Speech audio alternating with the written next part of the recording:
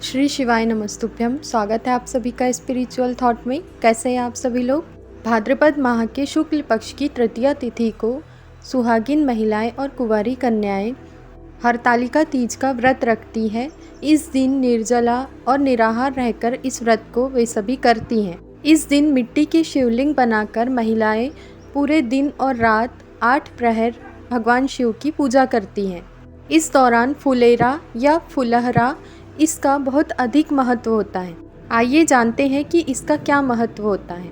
हरतालिका तीज में फुलेरा का विशेष स्थान है। पौराणिक मान्यताओं के अनुसार हरतालिका तीज के व्रत में भगवान शंकर के ऊपर फुलेरा जलाधारी के स्थान पर बांधा जाता है।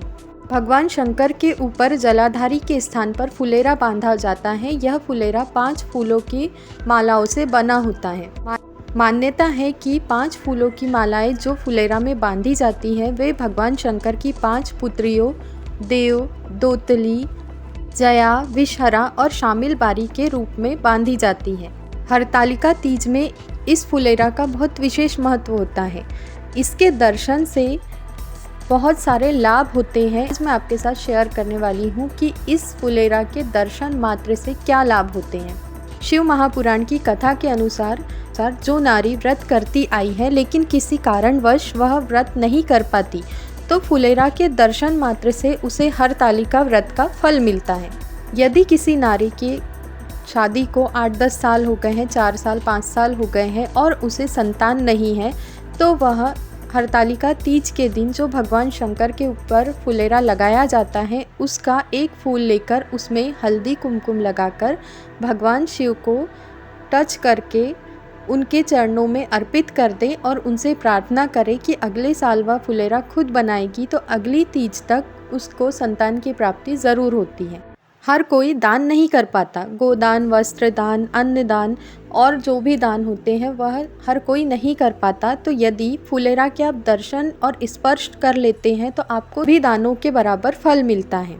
यदि कोई कन्या पहली बार तीज का व्रत करती है या ऐसी कोई स्त्री है जो तीज के व्रत का उद्यापन कर रही है या किसी कारणवश कोई स्त्री शरीर की दुर्बलता या जो भी है उसकी वजह से व्रत नहीं कर पा रही है या उसने व्रत में पानी पी लिया है या कुछ गलती हो गई है तो सिर्फ फुलेरा के दर्शन मात्र से भगवान शिव उसे क्षमा कर देते हैं और उसके व्रत को स्वीकार करते हैं। पौराणिक मान्यताओं के अनुसार माता पार्वती ने जब भगवान शिव को पाने के लिए तपस्या की थी तो उन्होंने एक गुफा में तपस्या की थी, वन में तपस्या की थी। हम किसी भी वन में जाकर तपस्या नहीं कर सकते तो यदि हम तीज के दिन फुलेरा का दर्शन कर लेते हैं तो इसके दर्शन मात्र से एकांत में की गई पूजा का फल, वन में की गई पूजा का फल हमें प्राप्त होता है। अब हम जानेंगे कि फुलेरा होता क्या है। तो फुलेरा बांस की लकड़ियों को छीलकर बनाया जाता है और उसमें 5 फूल की मालाएं लटका दी जाती है। इन 5 फूल की मालाओं में आप आम की, बेल की, अशोक की पत्तियों का प्रयोग भी कर सकते हैं और इस प्रकार आप फुलेरा बना सकते हैं। और फिर जब आपके घर में आप तीज मनाएंगे और भगवान शिव और माता पार्वती की स्थापना करेंगे तो उनके ऊपर इस फुलेरा को बांधा जाता है। इन फुलेरा को भगवान शिव की 5 पुत्रियों के प्रतीक के रूप में माना जाता है।